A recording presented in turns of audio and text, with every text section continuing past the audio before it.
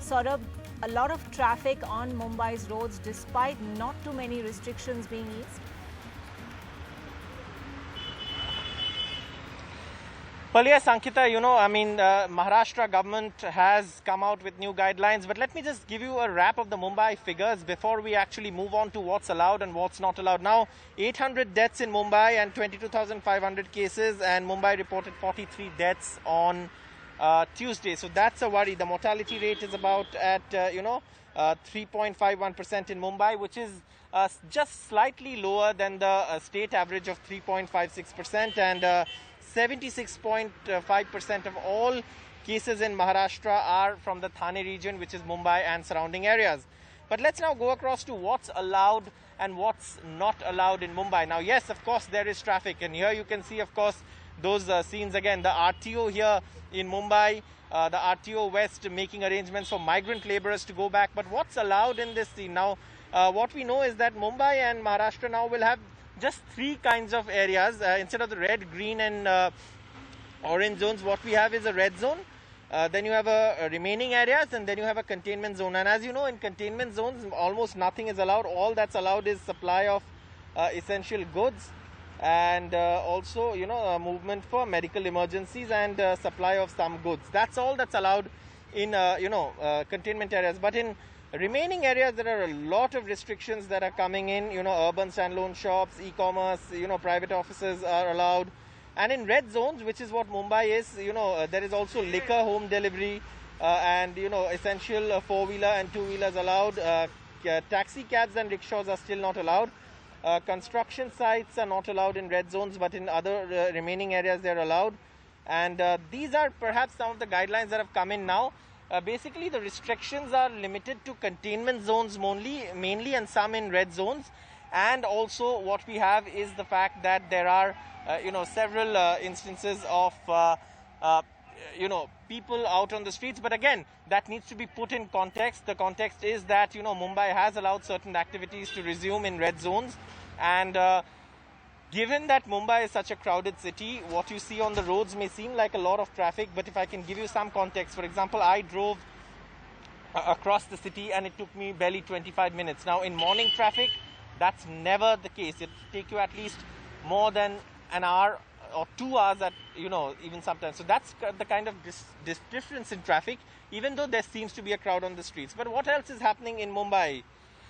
So there is, of course, a huge migrant labor crisis. Now, you can see migrant laborers are leaving. This is, of course, arrangements made by the RTO. You can see them lining up here and queuing up for buses. They will be taken in buses to the MP border. These are arrangements made by the Mumbai RTO.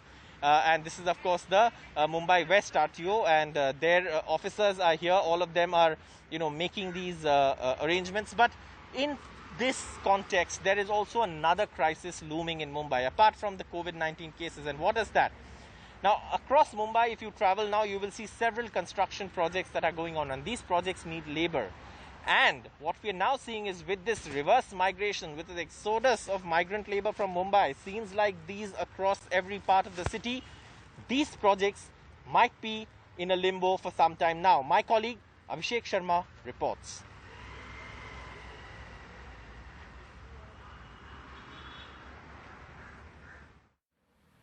Vishnu is waiting for his turn to arrive.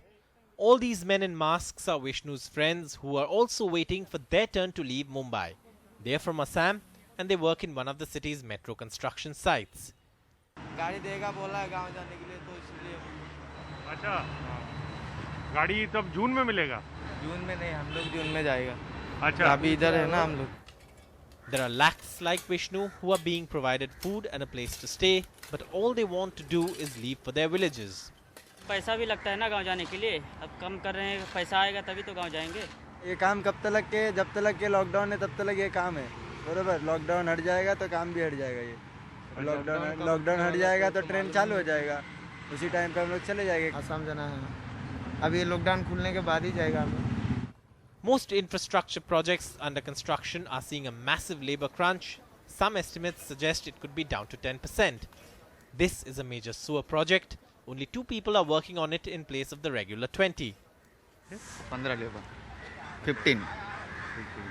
और अभी कितने लोग बचे हैं? अभी है 4। इसके लिए 1-2 दिन कर लेते हैं, आप खर्चा पानी तो निकल जाएगा। ठीक है, फिर आप लौट के कब आओगे, कुछ सोचा है? लौट का आने का तो कोई सोचा नहीं, साहब देखेंगे जब लॉकडाउन खुलेगा तो। Several infrastructure projects have been launched simultaneously to address Mumbai's challenges. 4 metro lines, a coastal road, a trans-harbour link connecting Mumbai to its satellite city Navi Mumbai, and the Navi Mumbai International Airport, along with several other flyovers. The Mumbai Metropolitan Regional Development Authority, or the MMRDA, has tried to keep some 11,000 labourers back, but for how long, no one knows. After 2 months, these men have somehow found work.